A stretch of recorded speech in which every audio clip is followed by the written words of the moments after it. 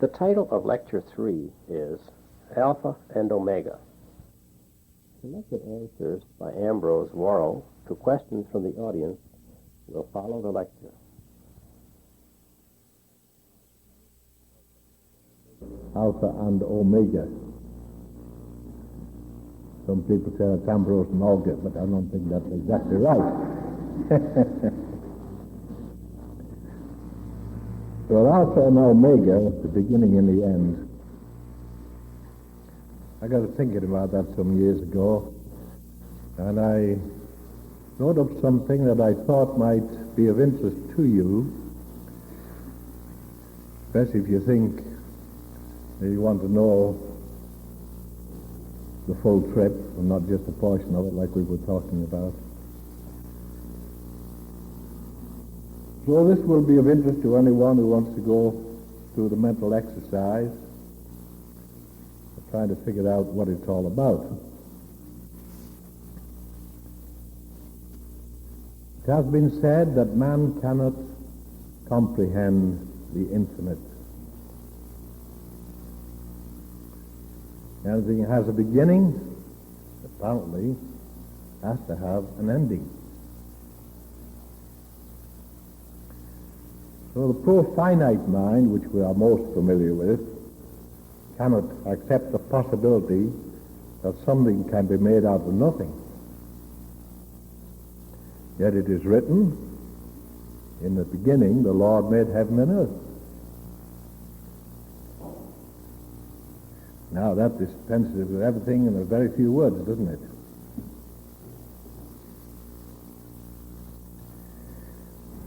We measure things in time, so we ask, when was the beginning?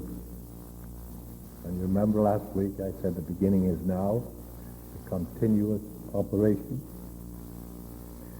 But a pure student, he's really at the beginning, he's starting to learn. When was the beginning? And what was the nature of the thing that was begun? What did it look like? That's the kind of a question you might get from your children today. How are you going to answer it?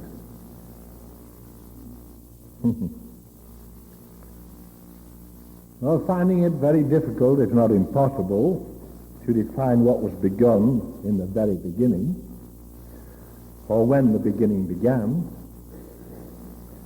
man needs events that are meaningful to him to use as fulcrums to lever himself into the past and into the full future. Man exists in time, therefore he had a beginning. But when and where? There are stories about the creation of man, but they do not satisfy the inquiring mind that is interested in the infinite. And Adam, the first man, seems so vague and distant that you feel that something more recent would make a better fulcrum. So what are you going to use to lead yourself into the past and into the future? Why not use yourself? At least you think you know something about yourself, don't you? What were you in the beginning? You were a starting point. And you say, a starting point? What is a point, you ask? Well, they say a point is that which has position but no size. Not much of anything, is it? It has neither parts nor extent. Therefore, in the beginning, you required no space. In the beginning, you were not aware of anything. not even yourself.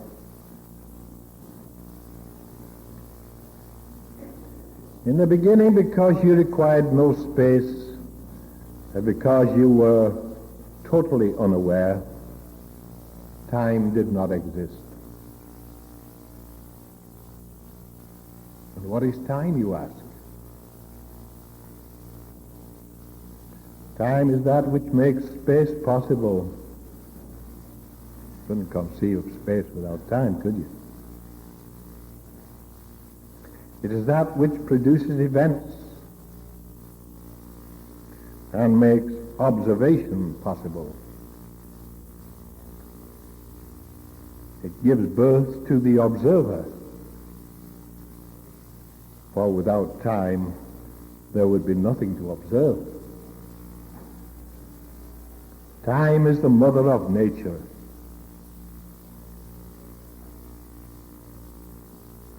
Because you lacked awareness in the beginning, time and space did not exist.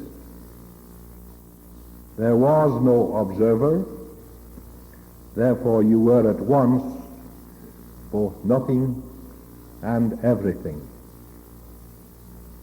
You were also simultaneously both nowhere and everywhere. Then came the awakening. You became aware of self. You stepped out of eternity into time. You became both the observer and the one observed. The sense of separateness had been awakened within you. Awareness now became your master. The things observed by you, you desired and claimed for yourself. You experienced joy in the possession of things. Possession gave you a feeling of importance. The more you owned, the more important you felt. You were acquiring a considerable part of that which your limited awareness made you believe to be the whole. Yes, it would not be long, it seemed, before you would have everything. Then you would be everything. The sole owner. Your awareness continued to expand. The horizon, which had offered enticement and limitations, and appeared fixed, since you became aware of it, now seemed further away.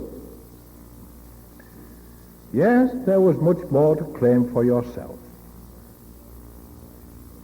So you increased your efforts, but the horizon continued to recede, and you came to the realization that the expansion of your awareness was a continuous process. That the things observed whispered of greater things to be observed. That the horizon did not encompass the whole.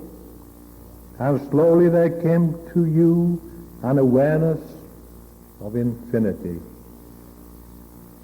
The kind of infinity meant by Keats, who described it as too huge for mortal tongue or pen of scribe.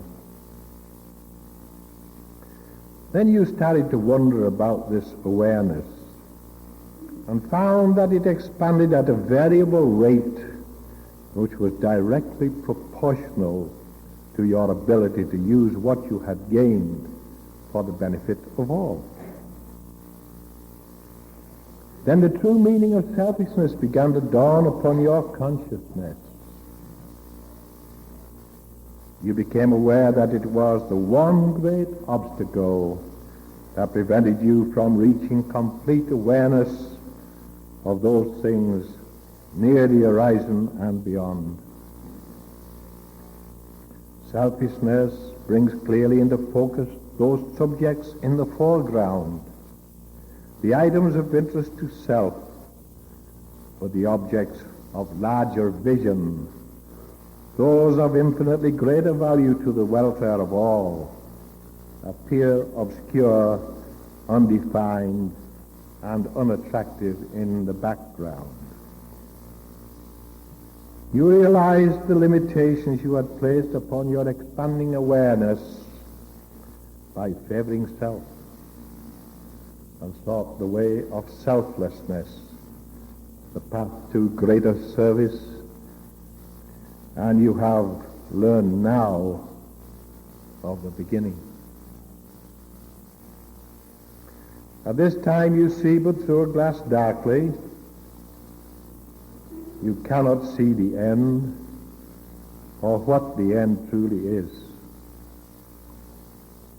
As you realize the limitations of self and seek to serve others, gradually letting self become less and less a factor in your actions, your awareness will expand at an ever-increasing rate until, when self no longer is a limiting factor, you reach the absolute rate of expansion of your awareness, where time stands still, space is nowhere, your consciousness is absorbed into the absolute.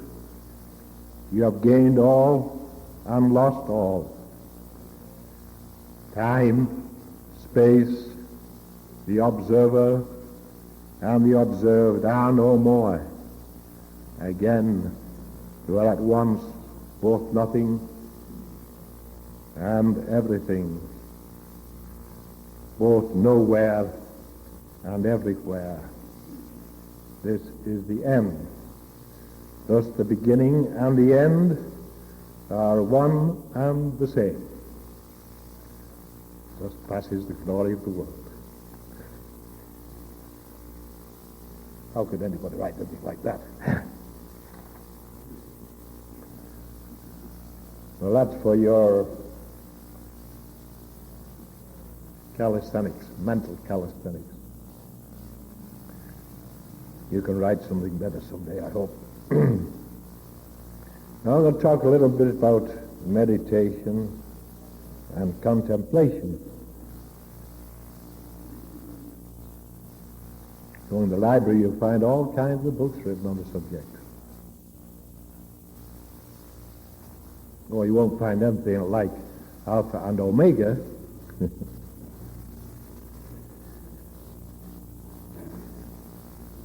Now the great minds have tried to explain the meaning and substance of meditation and contemplation. They've tried to explain them in a way that might solidify them into a concrete idea that would be visualized and understood by people in all walks of life. It's important to define the meanings of these two words before entering into a discourse on the subject.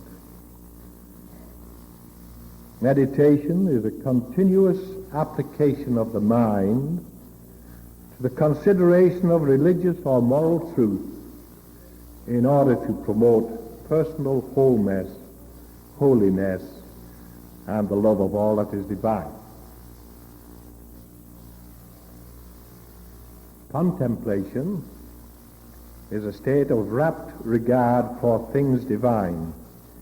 It requires the ability to keep the selected idea in full mental view while giving earnest consideration to all of its obvious and hidden virtues. From these definitions you find that meditation and contemplation have much in common. In fact, meditation in its highest form brings one to the threshold of contemplation.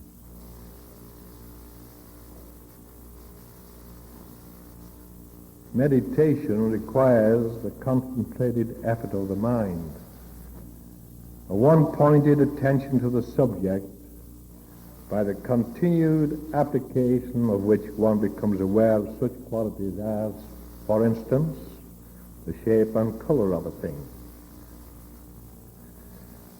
You can look at anything and meditate on it. When people meditate on the navel, I can think of other things that be more attractive. Now, contemplation is the natural result of repeated meditation on the same subject. Meditation allows one to see. Contemplation allows one to feel. This is not feeling by the sense of touch, but rather by intuition. The lack of understanding of the words meditation and contemplation arises from our way of life.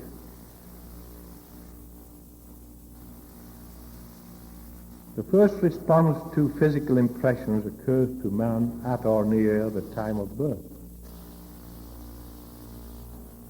This is the awakening of his consciousness and memory to the existence of forms and forces separate from himself. He becomes aware of certain physical desires that must be satisfied. Nourishment and sleep are the first important items. Time has the desire to exercise, also the curiosity about things seen, heard, and touched. He is developing conscious awareness of his surroundings on the physical plane of existence. If he is conscious at all of things spiritual, these are soon ignored as he becomes absorbed with the desires and needs of his physical existence. Thus, he narrows his awareness and recognizes only the things pertaining to the earth, being particularly concerned with the sources of supply, pleasure, and pain.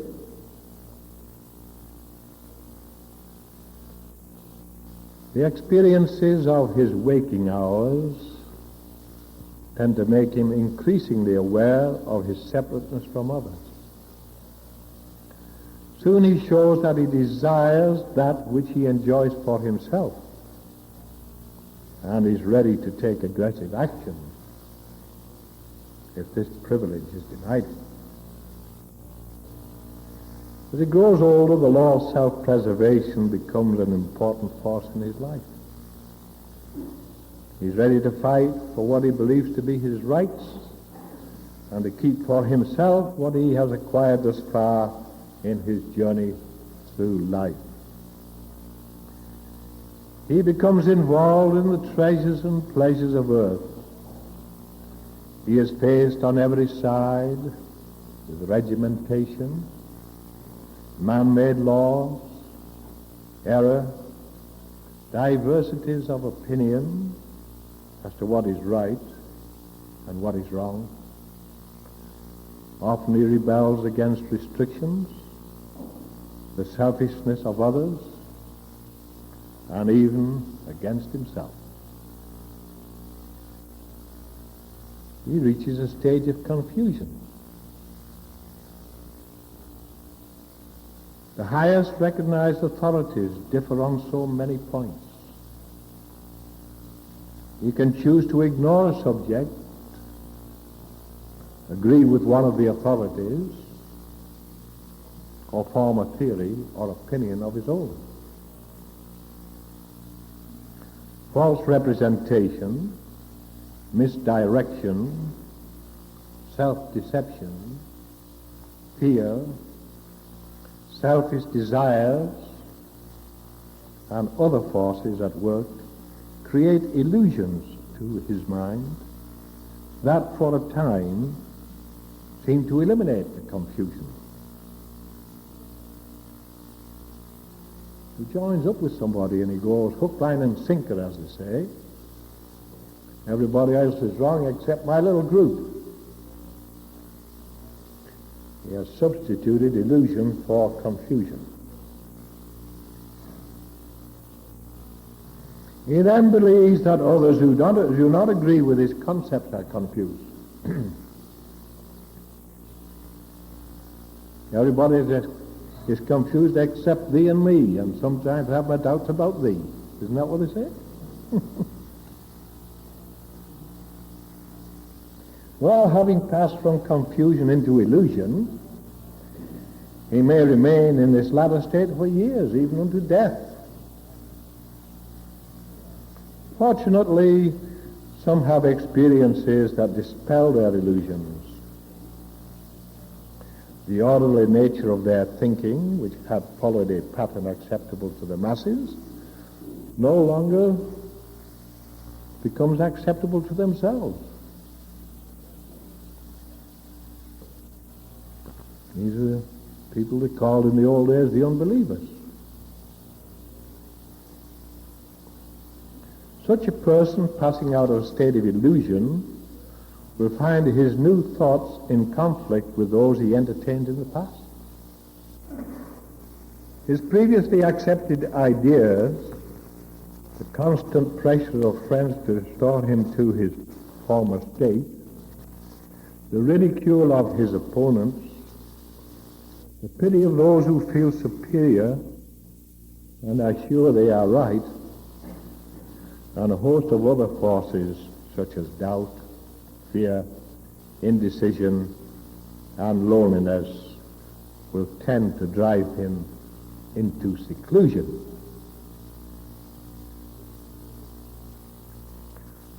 The world seems against him and bent on his destruction. His thinking becomes chaotic. As tired of constant battle, he becomes weary and disinterested.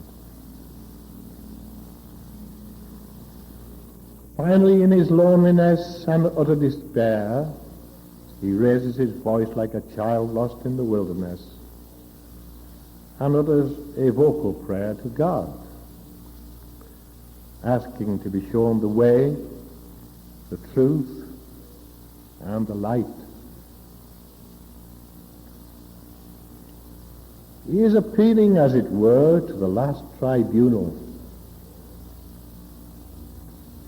But his words seem to fall on the emptiness of space.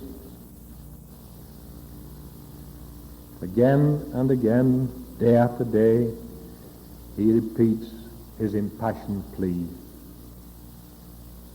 trying to reach out and get response from that realm which he believes is far, far away, where peace and understanding reign supreme. He receives no answer, no encouraging sign. He wonders if God has failed him. In silence he ponders over this apparent aloofness of the Heavenly Father. He begins to measure the effectiveness of the spoken prayer. It is true that he felt an elevation of the soul, a step nearer to the Almighty when he prayed aloud. Did not his Heavenly Father know all his needs? Why then should he pray aloud? Without realizing it, he begins for him a new form of devotion, meditative prayer. He thinks of the attributes of God: love, wisdom, justice, mercy, omnipotence, omniscience, omnipresence, and so on.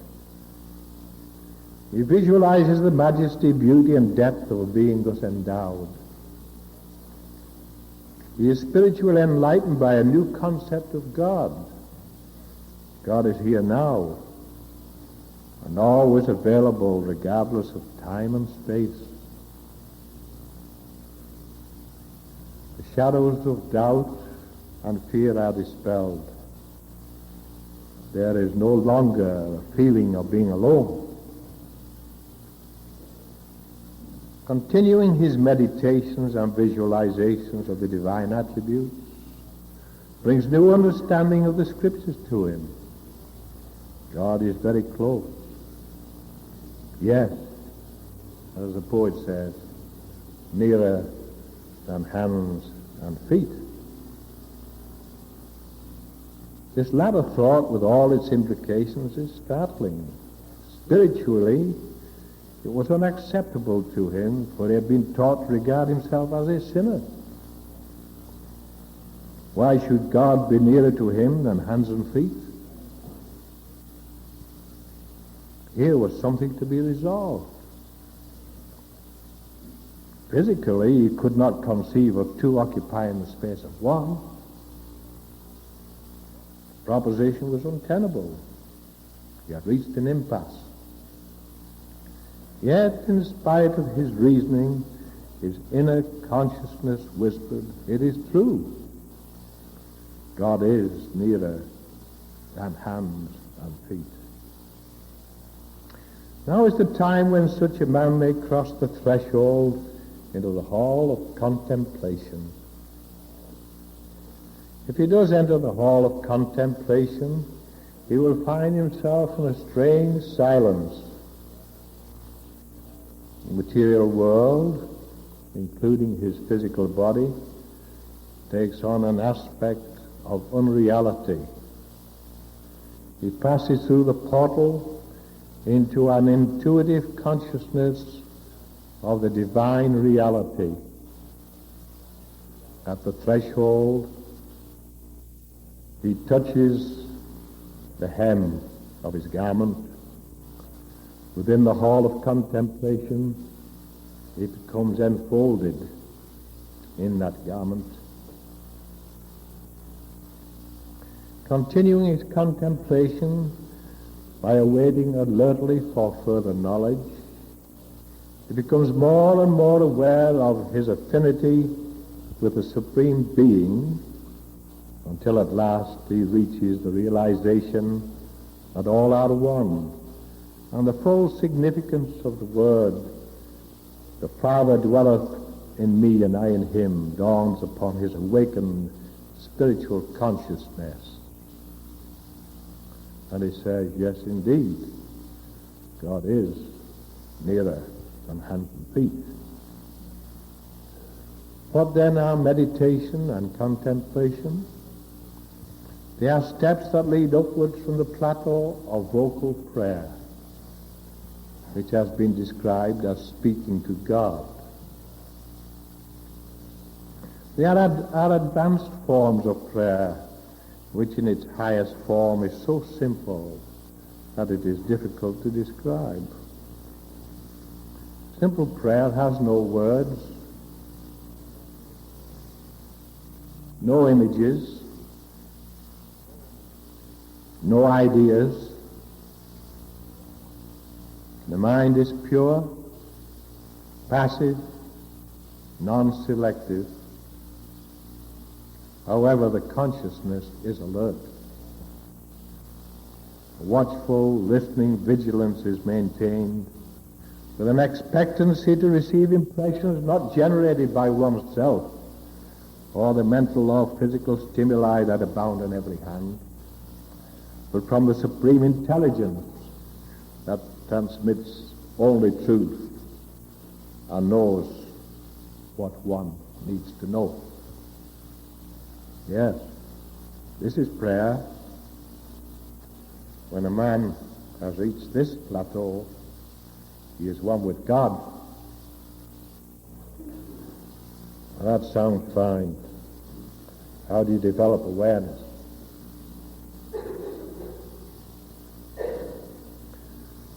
Well, we're talking about awareness on a non-material level. It's impossible to explore the subject of awareness without involving the mind, since the mind is that certain something which makes observation possible. In effect, then, we are about to investigate the nature of consciousness and the ways and means of expanding it into the areas beyond the normal, commonplace experiences of day-to-day living. For purposes of study and analysis, the mind is often considered to be composed of two parts, the conscious and the subconscious. You know, it is less than 200 years ago that the first reference was made to the subconscious mind. Just think they got along without knowing anything about it all those years before. Suddenly we became illuminated 200 years ago. The term was intended to cover all of the mental structure except the conscious mind. Now, what does that amount to? All of the mental structure except the conscious mind. In order to judge that, you'd have to know what the whole mind was, wouldn't you? Investigations indicate that the conscious part of mind is only a small part of total mind.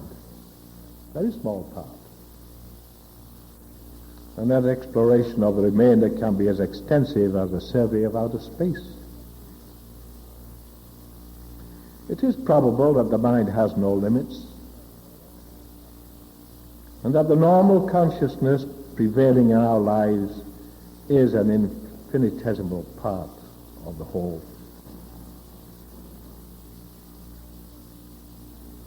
The part of our mentality that is not contained within the parameters of the conscious mind has been referred to as the subliminal mind, because it was thought to lie beneath the limen or threshold of the normal level of conscious awareness.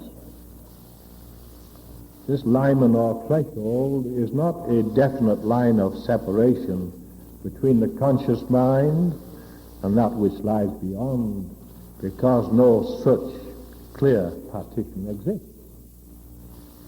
The levels of mind blend into each other like the colors in a rainbow. The waking consciousness is what we all understand. At least we think we understand it. It is awareness on the everyday level of observations. Beyond this threshold lies the domain of supernormal powers. The waking consciousness is the world of noise. Beyond this threshold lies the state of silence, in which one finds the ability to consciously exercise the spiritual talents.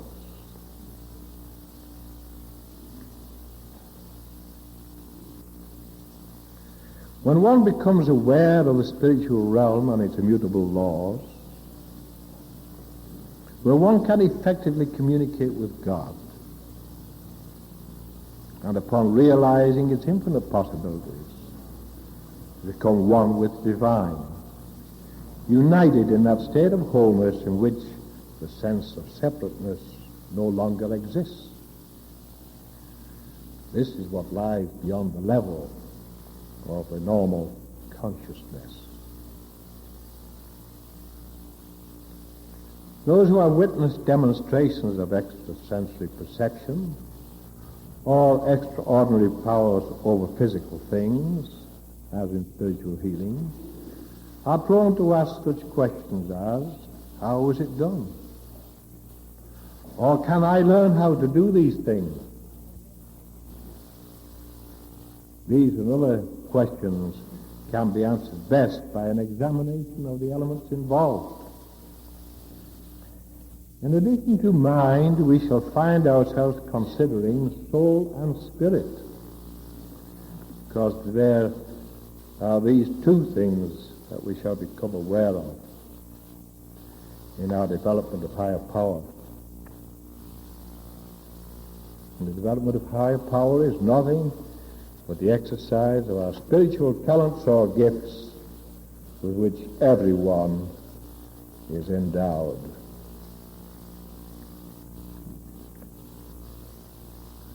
Well, these days, there's great talk about entering the silence. The people from the East have come over here and they've impressed upon us that through meditation everyone should get into this sublime state. Well, it behoves us to take a look at what silence really is. Of course, we have a common definition, noiselessness, complete quietness or stillness. And if you are a hearing person, it means when there's nothing you can hear. Or if you can't hear, that doesn't apply to you.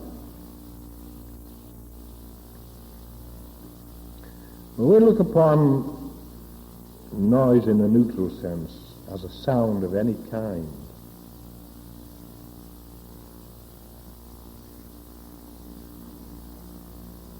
What we call sound normally, of course, is the beating on the eardrums of airwaves. That's what you're getting when these loudspeakers move air back and forth, amplified through the signals through these electronic gadgets here. Your ears are responding to air waves. That's sound.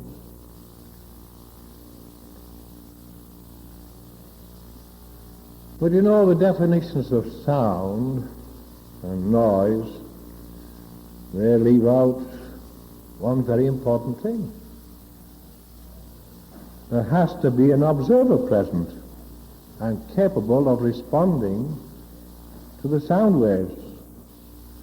There's no observer, there's no sound, is there?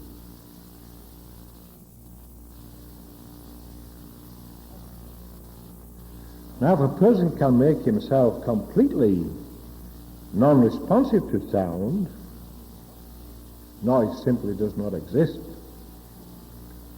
So it may be pounding in his ears. He has shut it out. It doesn't exist for him. Now, we all know how difficult it is to find a place that's quiet. Practically impossible, isn't it? But it's nice to get away in the quiet sometimes. We can't find it in a normal way. Perhaps we'll find it another way, by going into the silence. You tune it all out. And you find a quiet place within, don't you?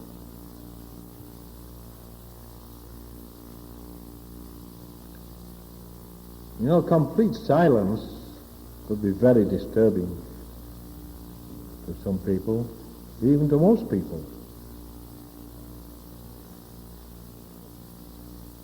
If you've ever been in the anechoic chamber, the Bell Telephone Company,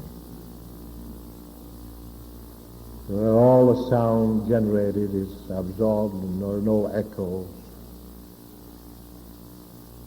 it would drive you crazy. You hear your heart thumping like a big pump. You hear the blood rushing through your veins. You hear your breathing like a big roar. You're not conscious of it normally, are you? But in the silence, you become conscious of those things. So it's impossible, it seems, for man to create a condition of absolute silence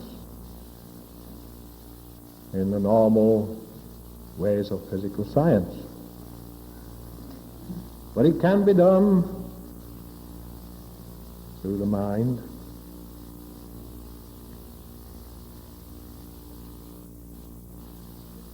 We, in common with all other things, came out of the silence into this universe of sound.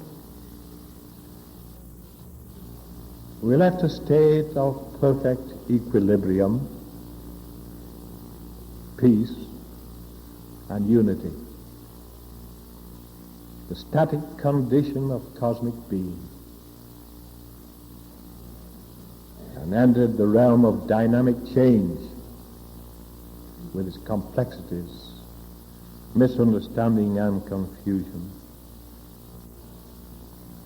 In a way, seeking silence is an attempt to return to the point of the beginning and look across the threshold into the anechoic chamber of pure ideas. Be consciously aware of perfection, to view reality, to experience divine order, and to receive wisdom. The purpose of this exercise is to learn the nature of our native talent, to discover our spiritual gifts, to increase our understanding of creative law, to receive direction, to be restored, to obtain knowledge, to gain assurance, and this leads to self-confidence, to strengthen our intellectual belief and raise it to the level of that faith which can remove mountains, prepare ourselves for wider service, to increase the affinity between ourselves and goodness, and develop our awareness of God. Silence is greater than sound. All sound came out of silence. The vast nobility, grandeur, power, and beauty of the silence inspires the beholder with awe, wonder, and reverence. It is a subject worthy of our most earnest and sincere attention. Silence is to sound what contra-terrene matter is to the material world, a necessary but elusive companion.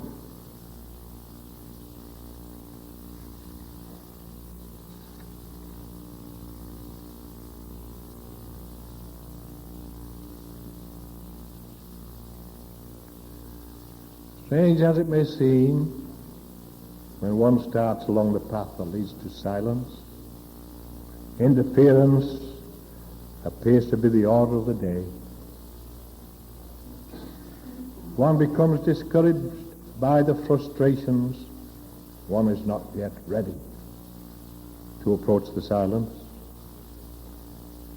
Perhaps the obstructions that are before us merely test one's ability to plan and overcome, or to prove one's fortitude. Expect resistance, not only by conditions imposed by others, but from latent desires within oneself. The approach to silence is through meditation. And that's an exercise being practiced for thousands of years, nothing new. Each makes his own path of meditation. These paths have been described in the Oriental language, such as faith, obedience, love, devotion, and fortitude, and the scalar to the mystic path. There are other descriptions. Will you make your own path? Progress is governed by ability to discipline oneself,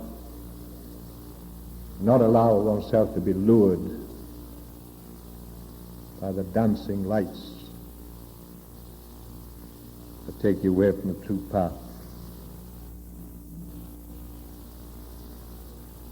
So meditation is an exercise of the mind in serious and sustained reflection on the object of interest. Make sure you have the right object of interest. In meditation, if you wish to reach the silence, you must contemplate the imperceptible.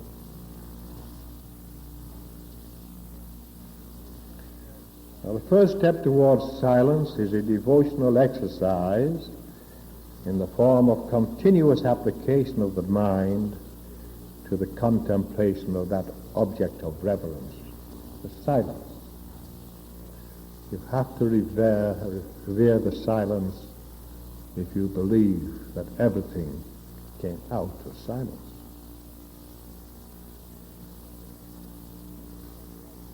And you must have the right motivation.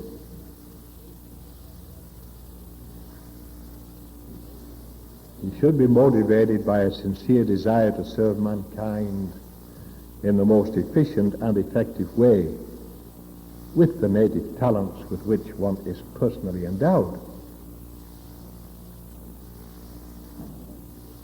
The objective is to reach the threshold to the abode of the Most High, the source of all power, all knowledge, and all creation. By meditation, one can be so mentally conditioned that the perfect law responds to the impulse or signal generated by one's need. The creative process is started, and across the boundary of the unmanifest come the supplies in the form of ideas, knowledge, guidance, strength, healing, and whatever else. The objective is to reach the threshold to the abode of the Most High, the source of all power, all knowledge, and all creation. By meditation, one can be so mentally conditioned that the perfect law responds to the impulse or signal generated by one's need. The creative process is started, and across the boundary of the unmanifest come the supplies in the form of ideas, knowledge, guidance, strength, healing, and whatever else may be necessary to fill the need. In other words, your needs trigger off the reply from the source of all things. Now, if the need is to be filled by material things, which involve time and space, the reception in the physical form may not manifest immediately because time is required for the condensation of the waveform to obtain the density required for materialization. On a mental level, it happens much more rapidly. Well, the saints throughout the ages have been aware of this mysterious silence, and they have attempted to show others how they felt about the subject. All the great thinkers knew about silence. That's where they got their ideas. Thomas Carlyle, the Scottish essayist and historian, he emphasized the magnitude of silence by saying, one loves to reflect on the great empire of silence, higher than all the stars, deeper than the kingdom of death. Silence alone is great, all else is small. My friend, the English poet Alexander Pope, I often refer to him, he said, silence, co-eval with eternity, thou wert ere nature's self began to be, 'twas one vast nothing all, and all slept fast in thee. Now, Ralph Waldo Emerson, the American poet and philosopher,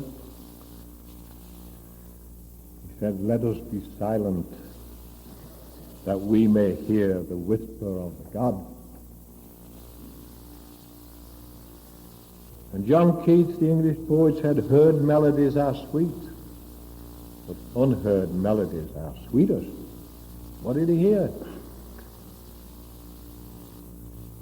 It hears something like the whispering of the gods.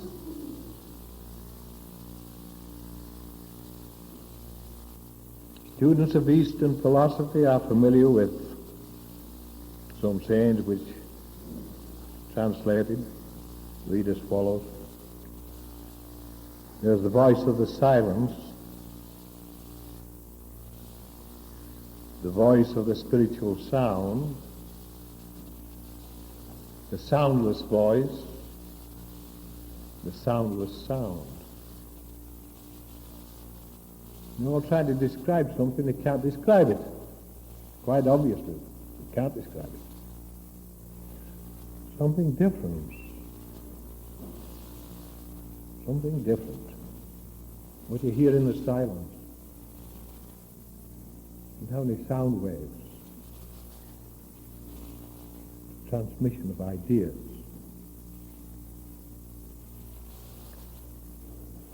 Necessity of becoming non-responsive to all external stimuli, if one is to receive from the silence, is stated clearly in the language of the East. When he has ceased to hear the many, he may discern the one, the inner sound which kills the outer. Now what they're trying to say there is that when that inner sound wells up within you, you do not hear anything else.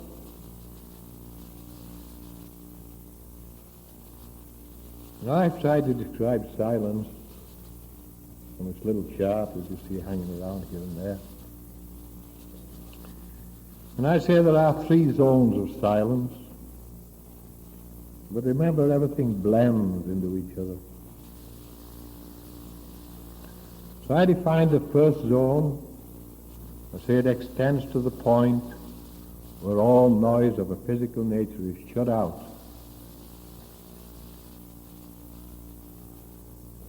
This is where the second zone starts. Here one becomes increasingly consciousness of thoughts that disturb the mind. A new kind of noise. Then the third and ultimate zone is the abode of God. It's called up the absolute silence. We have silence, deep silence, and absolute silence. Now when we speak of going into the silence, we speak of penetrating beyond the first zone, beyond the cutoff point of physical sound. Now you're not breaking the sound barrier, you're not getting any shock waves when you go through this exercise. It's more like you're in a railroad station, sitting there all alone. The train pulls out and you hear it chugging along down the railroad track, and finally you don't hear it anymore. Well, that's what it's like when you're going out of the physical sound through this transition period into silence.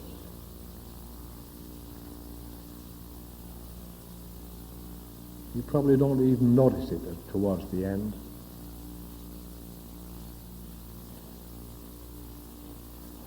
One thing you do notice, though, as sound disappears as we understand it, is this new sound, it's thoughts coming into your mind, all kinds of thoughts. That's why it's essential to keep your mind focused on your highest conception of the divine, because you will tune out a great number of thoughts.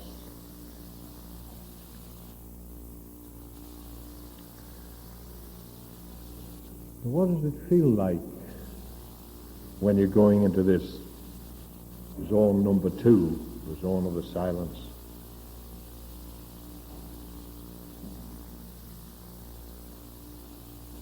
The mind combines and reshapes many of these thoughts, some of them which are your own. And very strongly are the thoughts that you were thinking just before you went into the silence. a little more juice in them, a little more power, a little more energy. They'll come back into your mind, and perhaps experiences of the day. Ignore them. You don't want to combine those things together. And it'll make you reach back into this storage compartment of your memory and pick out a few more things and start building a false picture. And it will completely occupy your attention unless you take steps to avoid it. So just pay no attention to it. So the problem then is not to allow the mind to frame these mental pictures and hang them on the walls of the library of consciousness, where they may become the focal point of the attention.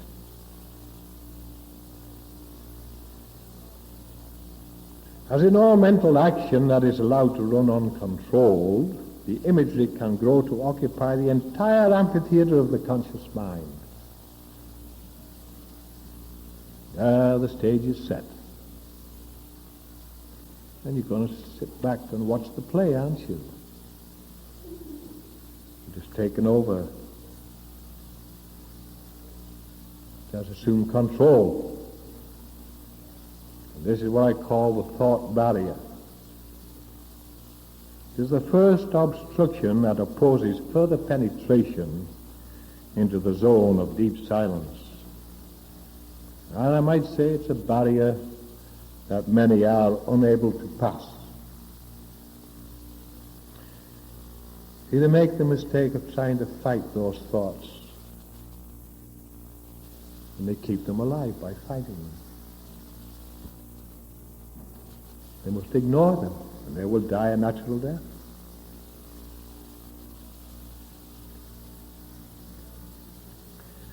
Now one must be fully aware of the probability of meeting this obstacle. It can slow down or completely divert the attention from the object of one's aspiration.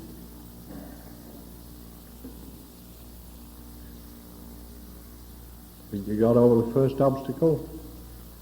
That was easy. The second is a little more arduous. And I call it the sleep barrier.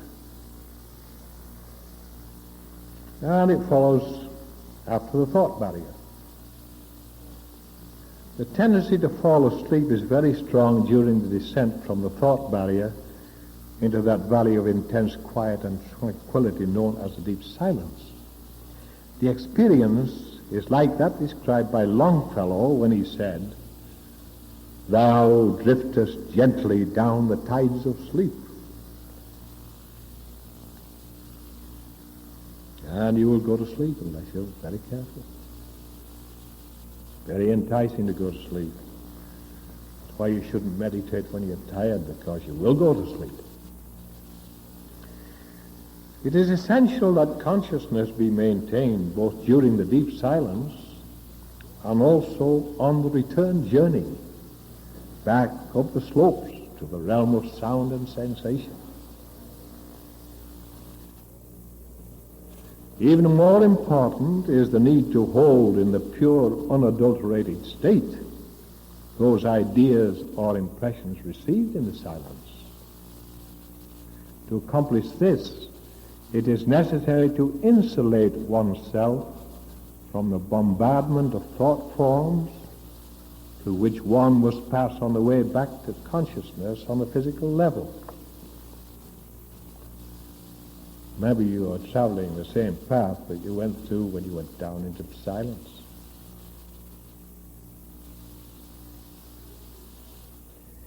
Immediately upon return to the physical level of sensibility, one must write down the pure ideas or impressions brought back from the deep silence. It is unwise to cogitate or rationalize on the message you received until after they have been reduced to writing. In this way, one can make many later excursions from the original ideas, but will always be able to return to the pure ideas as first received in the silence.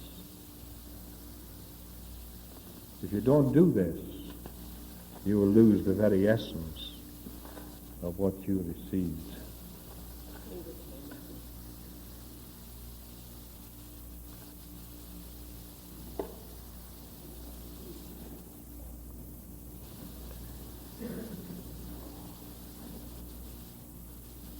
I think it would be helpful to discuss some of the feelings that one goes through.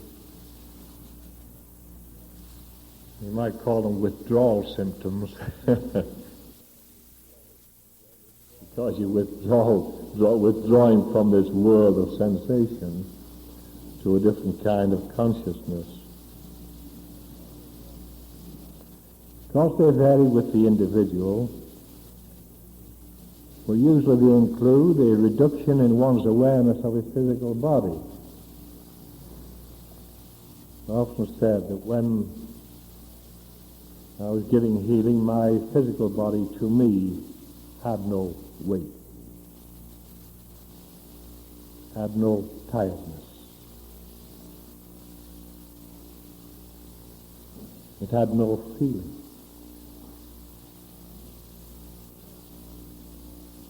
Because I was tuned out of the world of sense, and I was in the world of spirit. Something like a mental anesthetic, if you want to call it that. So you will experience this as you go into the silence. And it's practically impossible to go into the silence if you are aware of your physical body. How can you shut out the world of sense if you're aware of this thing which is full of sense, sometimes nonsense? So expect this. So you've got to get into a nice, comfortable position. But remember, you are not going to sleep. You hope. It's also very common to find a sensation like a pressure band around the head, right around the forehead. And so there's a band around there, pressing, squeezing. And of course you will feel this loss of weight because your body won't have any weight at all. Wonderful thing if you're overweight too, I think.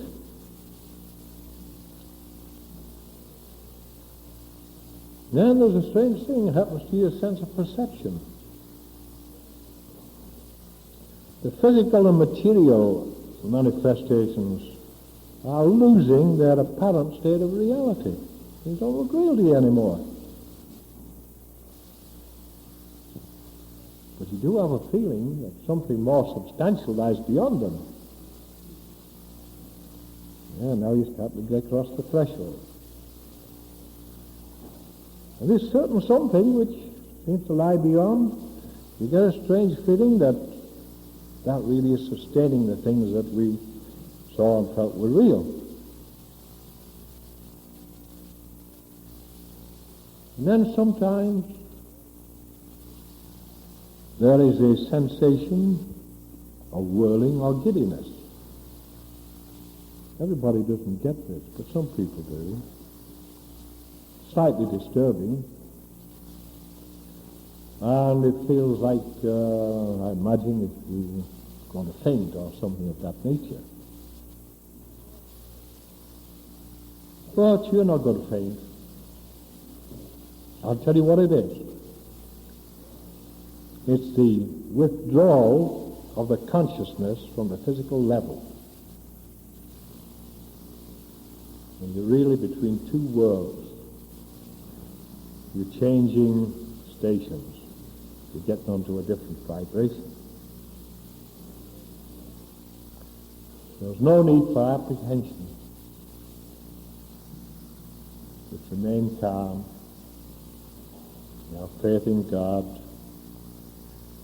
and everything will be all right. Now, on the plane of forces, which is all about us,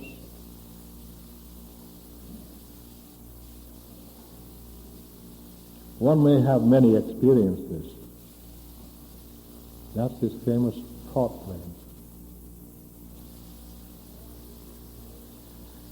And just as the world is filled with confusion, so is the plane of forces.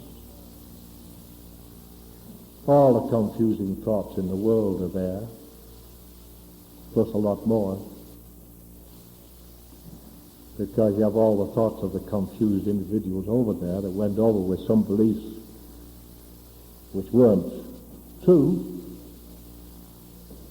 and over there they're more confused than they were here. After all, I belonged to the ABC religion, which was absolutely right, and everybody else was wrong. Why do I see the XYZ people here, too? Very confusing, isn't it? I must have gotten into the wrong place. And I thought I did everything I was told to do. Get me into heaven.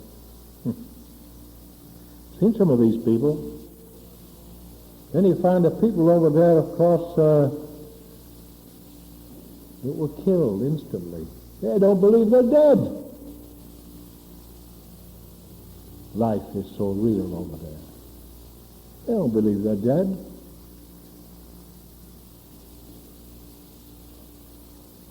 Well, when I told you the story about the man who was killed on the railroad track, he came back to work and complained that the other people wouldn't talk to him. I knew he was dead, but he didn't. Going back to work. Killed on the railroad track just outside the plant.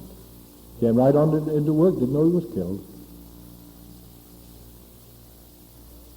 How am I going to convince him that he's dead?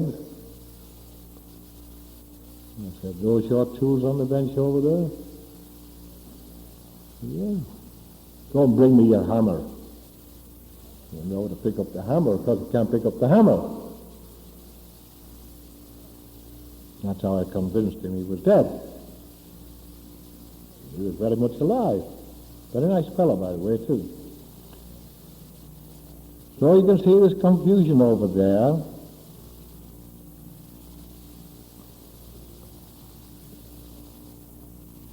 We've got to get through that as quickly as possible. Going and coming back.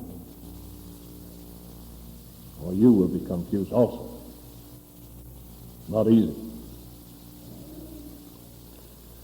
Now, you know, when you're getting down into the deep silence, when you get into this thing I call the gate of peace. Ah, it's so beautiful. Yeah. Some people hear beautiful music. If they're musicians, they will hear music they've never heard the like of. And it will put them to sleep. Or they ignore it.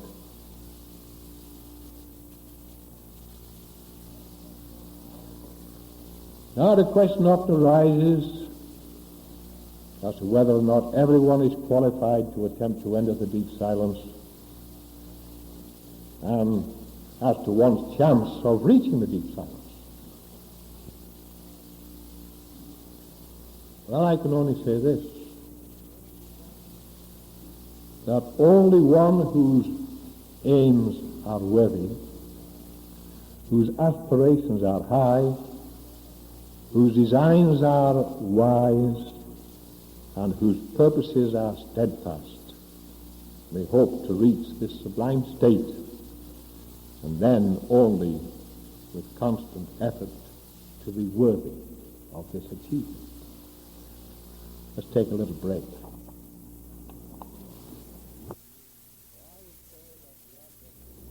So I would say that the object you use for concentration, if you want to use that word, outlives its usefulness when you find that your attention is leaving the object. Buy yourself a new hat. You will find that this is very true. People start looking at the dark spots in the center of a piece of paper that has been folded from corner to corner this way, and where the key is folded across it. Put a little ink spot in the center and hang it on the wall, and they stare at that black spot. Well, if I did that very long, I'd be seeing spots in front of my eyes in a short time. So that method wouldn't be very good for me. In fact, I don't look at any objects when I do meditating. But I turn my thoughts to the divine, and he doesn't have any spots. But everybody has their own way of starting out. Now, a friend of mine has got a room full of Hindu works of art. Beautiful. Probably got $30,000-$40,000 worth in there.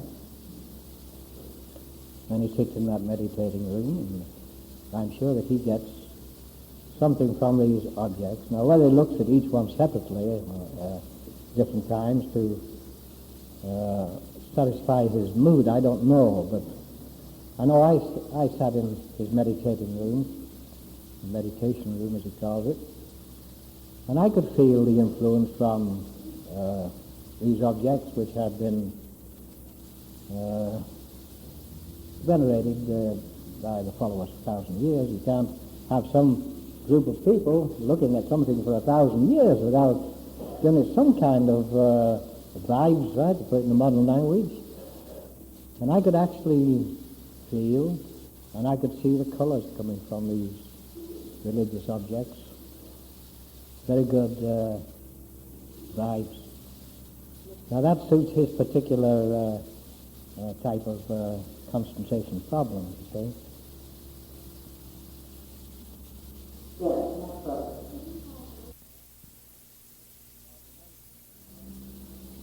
Well, dimensions, of course, to the average person give you the size of a thing. Levels give you its location. In a non-material sense, dimensions vary with your concept of what is in the non-material. In the spirit world, you have a sense of size just like you have here. So I think that explains that part of it. But when you talk about levels of consciousness, the best way to explain that in terms which everybody understands is the television, which has a number of stations, from 2 to 83 or something of sort. You could call these all different levels of television consciousness. They're on different frequencies. And when you're on one, you're not conscious of what's going on the other levels. It's all coming out of the same instrument, isn't it? Now, in the spirit world and in the mental world, the world of consciousness, you have the same conditions. And you determine by your way of living and thinking which station you turn on. And you bring in then everything that's active in that particular station. Now, as you progress spiritually, you change the station. But it doesn't change like it does on television, where you change from channel 2 to channel 5 or 7 or something. That is a sudden, complete change. In the spirit world, I haven't noticed any differences radically in that fashion. There's a gradual change, just like you grow older. You grow in spiritual consciousness and understanding, and if you keep your mind seeking always higher and higher levels, you are going to raise your level of consciousness by always living in the upper half of it. Does this explain you?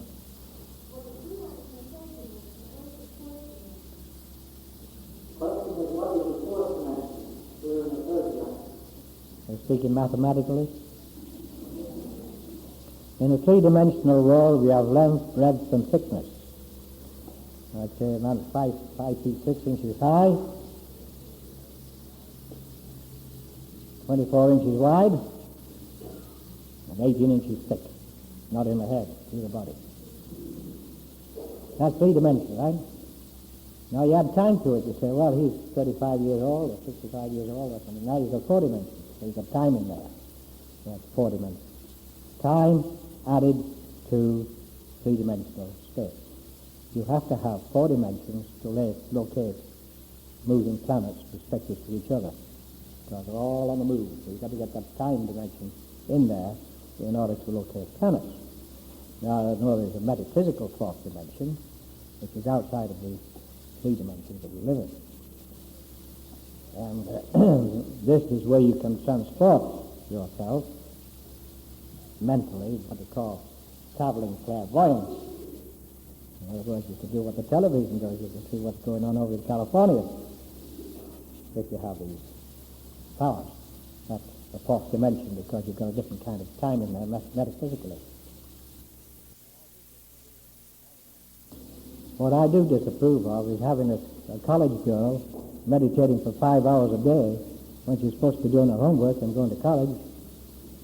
I disapprove of that. She was a nervous wreck when she came to me. That's too much, isn't it? Yes, I agree entirely with what you're saying, because when you look at an object, what are you seeing? You're seeing it with your mind, aren't you? And you can see it just as clearly with your mind if the object isn't there. In fact, if you get 20 people with trained minds, and you sit around in a dark room, and you tell everybody to visualize a yellow rose in the center of the room, I can assure you that everyone will see a yellow rose in the center of the room, even though there's none there physically. Yes. Everybody has their own way of concentrating. If you want to concentrate on a holy picture, for instance, some people do that. It has a meaning to them. I mean, it's not the picture itself. It's what it represents. Statues have meanings to people. What they represent, what's behind it.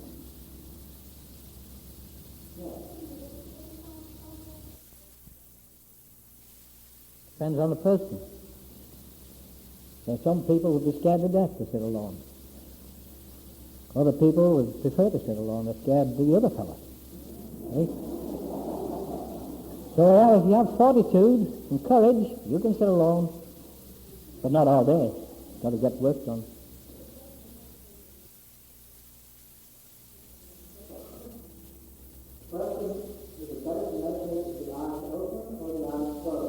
Well, you see, if you're looking at an object, then, of course, you meditate with your eyes open. But if you are using a mental concept like the gentleman over here mentioned, then you would have your eyes closed, unless you're in a pitch dark room. Because if you have your eyes open and you're trying to get away from the world of sensation, naturally you're going to see everything that's around, even though you've got your eye focused, unless you've got tunnel vision. So I prefer to sit in the dark.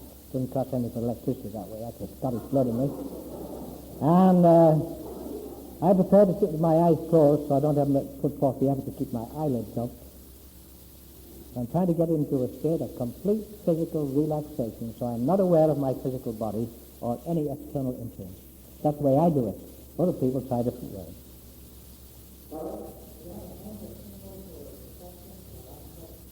You have a metal symbol for perfection or omnipresence. Yes, I have perfect white light. Perfect white light. In everything, including you, Sally. Don't put any doubts in your mind now. No, the perfect white light, which you experience in illumination, is a light that throws no shadows. You ever see a light that didn't throw shadows? Well, I'll tell you where that light is. It's inside of each one of you. And when you stop blotting it out, it will radiate from you. And how can it throw a shadow when you are the light? The shadows are all behind the object, aren't they? You wouldn't see them. That's the light that I use as a symbol of God's omnipresence.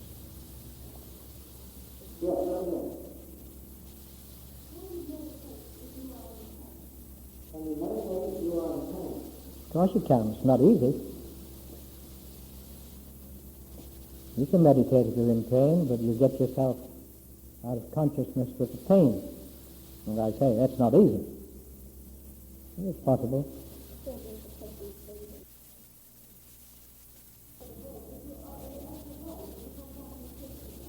Well, you get the same thing when you go out of the body as you do it in sleep at night. Most people don't remember it. But there's a whirling sensation which takes place. And if you've ever gone out of your body or come back into it consciously, you would experience this whirling sensation. And some people in meditation do have the same experience. In that case, I would say they are leaving their physical body, yes.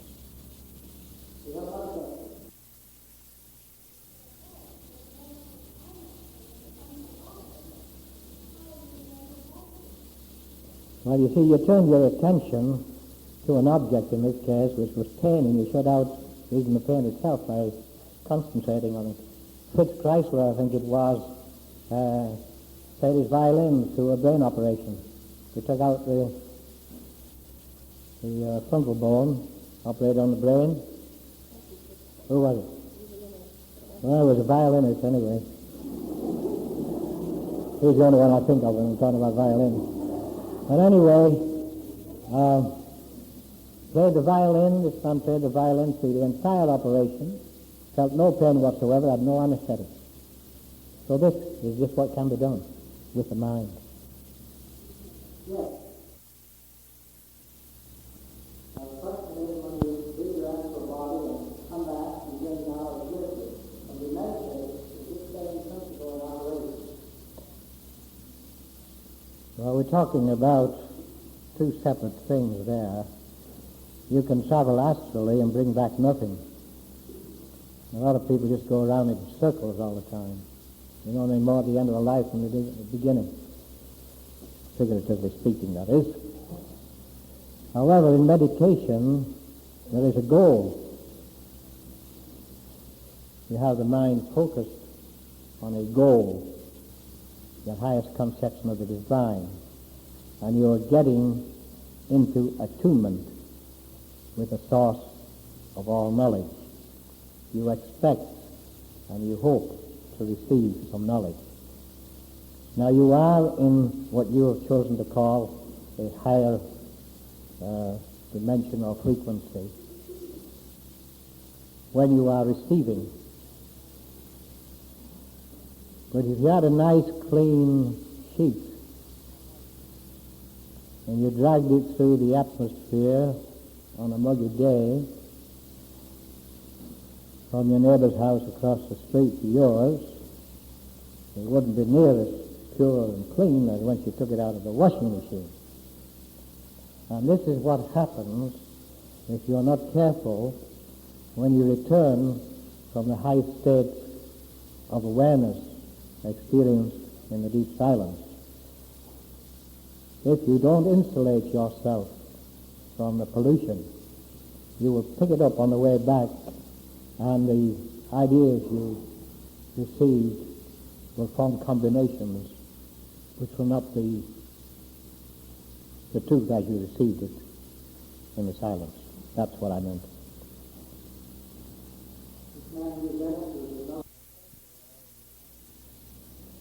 Well, first of all, you would have to develop clairvoyance. And you can imagine I wasn't trying to be clairvoyant back in the factory at that time, but... Yeah? I know. Were you talking about the people in the groups? Oh, I thought you were talking about the people in the spirit world. You are sitting in a group now for development. You're sitting in a group for development. You want to know how you can get the members of the group to understand this? August said, let me repeat it. August says that you want to be able to tell the people in your group how they will know they're dead. Is this true? That's part of the work, getting there now.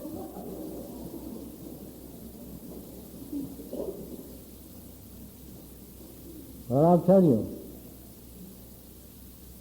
Just tell her to go and try to put out the light that's burning. That's how I found out I was in my spiritual body, but I wasn't dead. I didn't know I wasn't dead, and I didn't know I was out of my physical body, but I tried to put the light out, and my hand went through the wall, and because I had my knowledge, I knew then that I was out of my physical body. But it's a matter of experience.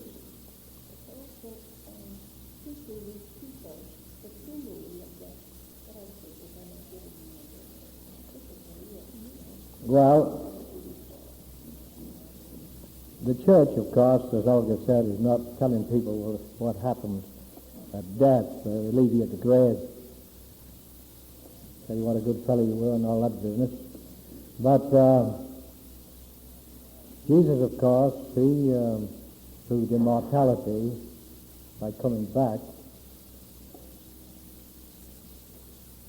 And he had to prove to the other people that he came back to, that he was alive. It's a little more difficult to come back and prove you're alive after you're over there than it is to prove that you're dead when you leave here.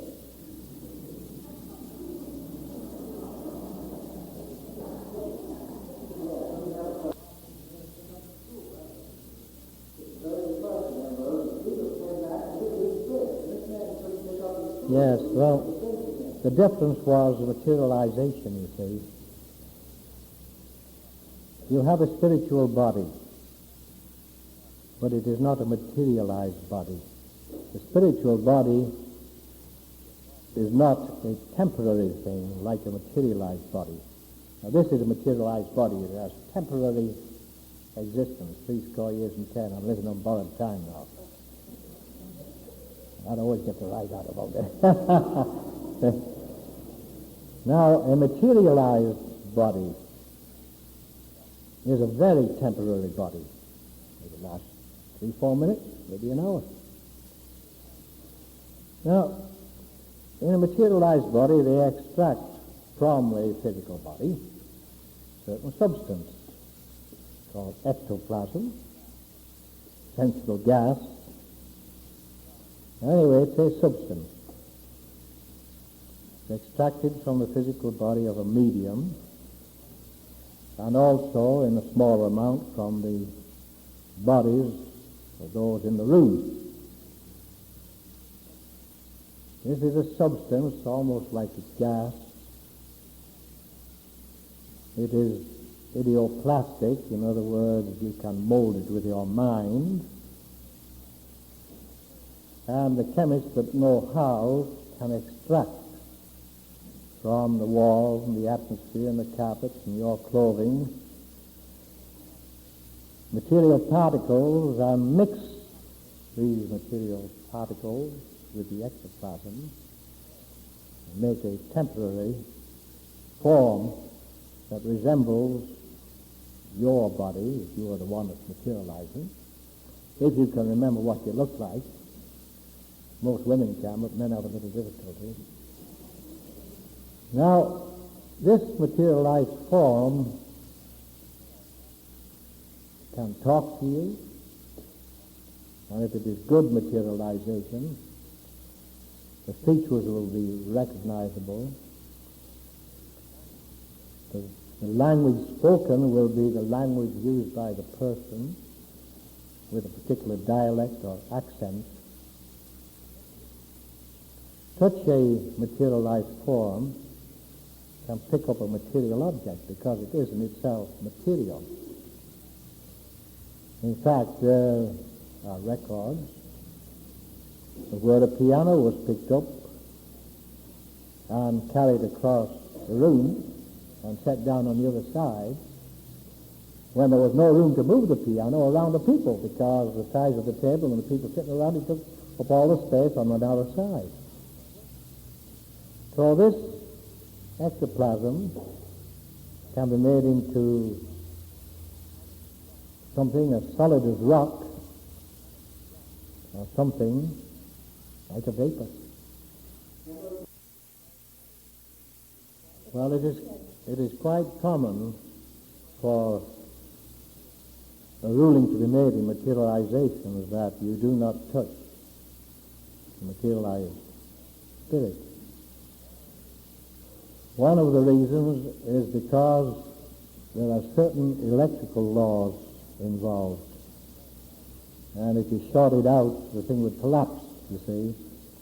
Another one is that you are touching a substance out of the inside of the body of a person, a medium. And we don't want to, pass anything along into the medium or shock the medium. Now, in some cases, they have asked, from one case I know in Washington, where somebody asked for permission to photograph materialized form.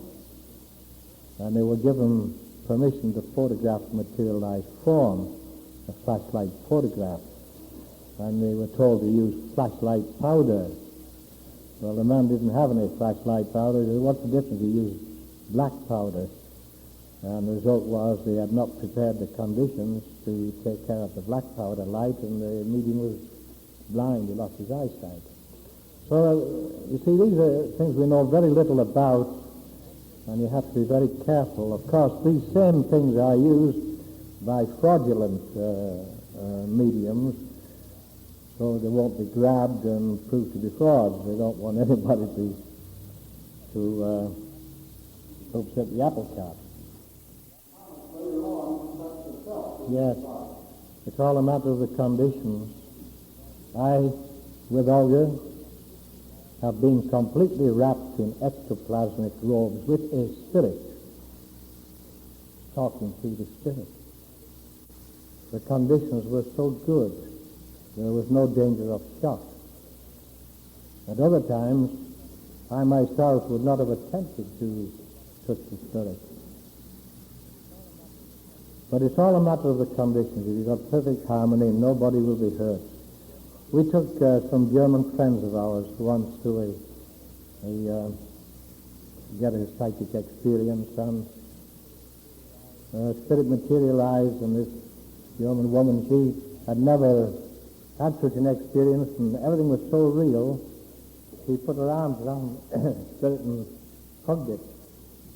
And of course it just melted right in her arms, and she said, don't do that, but it didn't do any harm. Now, in regard to questions answered by Ambrose at the end of Lecture 3, there was not room for all of them at the end of Tape 3, so they are continued here.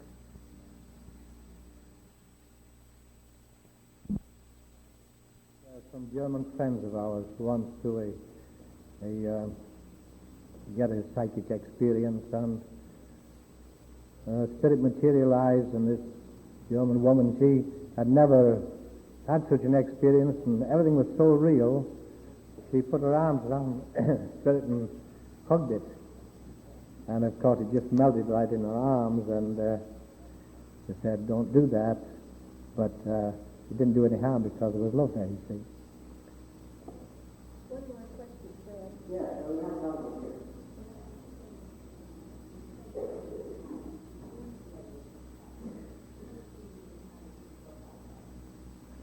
Speaking of returning to the fire, insulating yourself, how do you go about insulating yourself when you come back? You maintain your focus on the highest conception of the divine. In other words, you go down there and your mind is focused. I'm saying down, I'm supposed to say up, according to some people. It doesn't make any difference. You're going in a certain place and you have your mind focused on the light. Now when you return, you don't turn around, turn your back on the light and come back again. You keep the mind focused on the light and go backwards, if you want to put it that way. This way, you don't get contaminated on the way back. Do we have some questions over here?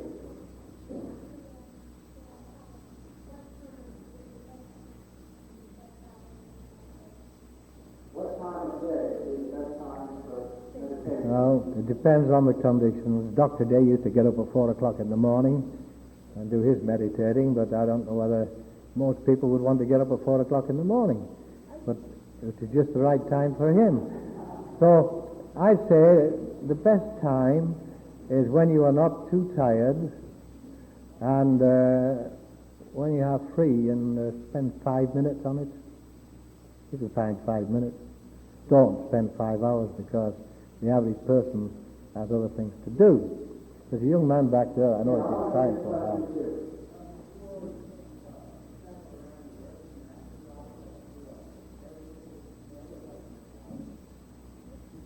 Have you ever visited any other light in our galaxy? Your astral travel against mind to... No, I have not. I have not visited any other planet. I haven't seen the men in the moon or the men in Mars. I haven't been to any of those planets. Now, Swedenborg, I understand, did some traveling to those planets, but I haven't read his work, although I've got them at home. Some of his explanations trying to prove that he was a great man, but he hallucinated sometimes. Well, we can all do that, I suppose. No, I have never been on another planet, to my knowledge. After. We have time for about 2 or 3 more questions. Yes.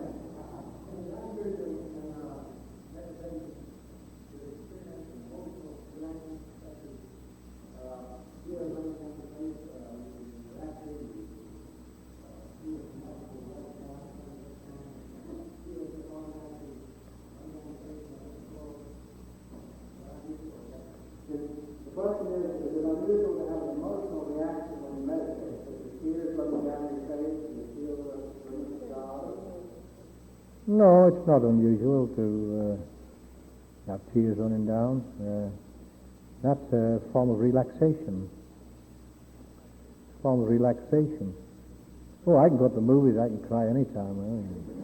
Don't go to the movies very often, once in 5 years or so. Do we have a question from on this side? Well, that's the intellectual, but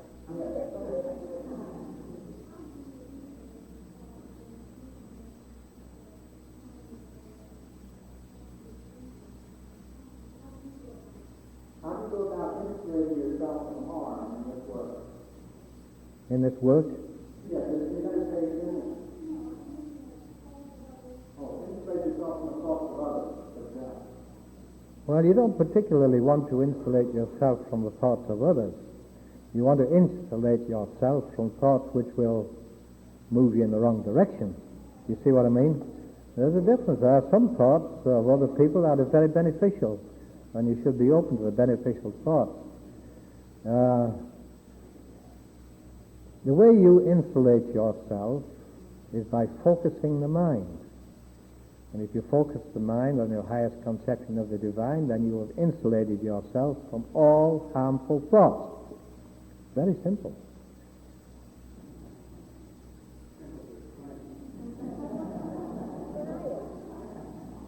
one more question, Fred. Yes, your question.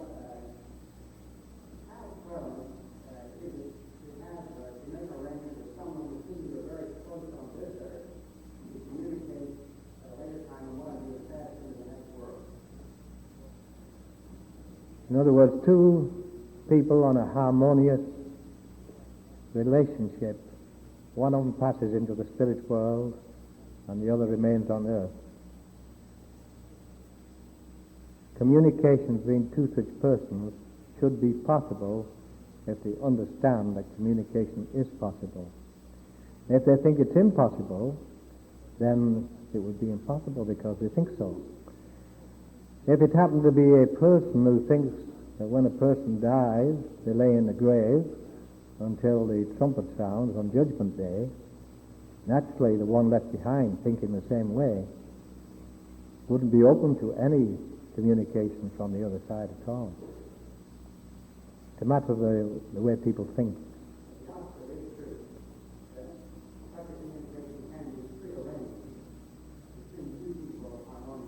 Oh yes. I can tell you now, Bob, Jessie Hazlett is here, and she says thank you for thinking about me. Ambrose, I've got one last question for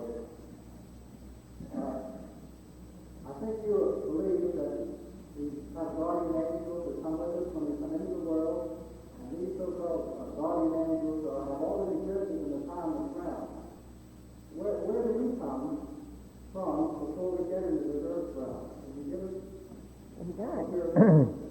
Well, you came from Alpha. We came from Alpha. We came out of the science. But this will be the first experience, first conscious experience, would you say?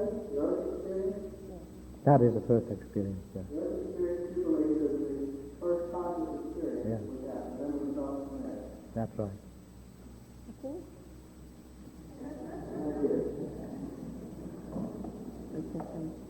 We want to thank you for being such a good group of students, and God willing, we'll be here next week. Will be our final meeting, and I hope that you're getting something out of it. Are you? Is this what you wanted?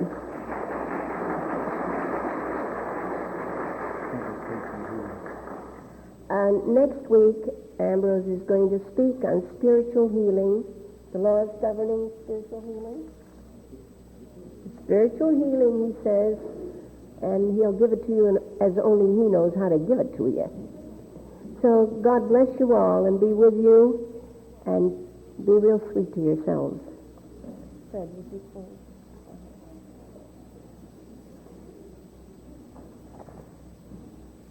And we now close our meeting with prayer. Most gracious Father God, we give thee thanks for the high wisdom that has come down to us this day.